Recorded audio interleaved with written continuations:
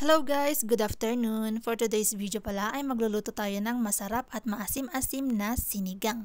So yan guys, nagpainit lang pala ako ng konting mantika sa kawali. Linagyan ko ng sibuyas, ginger and then tomato. Mix lang natin, mga 5 minutes siguro to. Hanggang sa lumambot or makuha natin yung consistency niya or maamoy natin yung kanyang aroma. Mix lang natin. Pag ganyan na guys, pwede natin ilagay yung fish. Yung ginamit ko palang fish dyan guys ay salmon head o yung pink fish. Di ko alam basta. Mix lang natin for 5 minutes and then lagyan natin ng tubig. Boiling water pala yung linagay ko dyan guys para mas mabilis siyang mag-boil. Pwede din cold water. And then takpan lang natin. Habang pala hinihintay natin mag-boil yan ay maglilinis na tayo ng ating gulay. So yan guys. Takpan lang natin. Mga 5 minutes siguro magbo-boil na yan.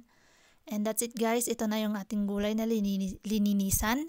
Pechay, radish, and then sitaw and siling haba. So nagbo-boil ng ating sabaw. Pwede na natin ilagay yung radish. Sunod natin yung sitaw. Unahin natin to kasi medyo matigas kaysa yung pechay at saka siling haba.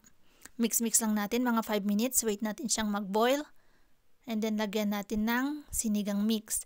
Yung sinigang mix pala na ginamit ko dyan ay yung sampalok, yung original. And then lagyan natin ng konting pampalasa na asin. Mix lang natin hanggang sa mag-boil. And then ilagay natin yung pechay. Ilubog lang natin. And then isunod natin yung siling haba. Wait natin ulit ng mga 5 minutes. Mga 5 minutes siguro. Luto na yan.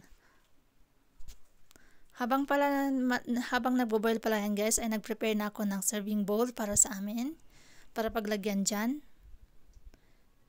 So yan guys, pag okay na, pwede na lang patayin yung apoy. And that's it guys. Thank you for watching. Bye-bye.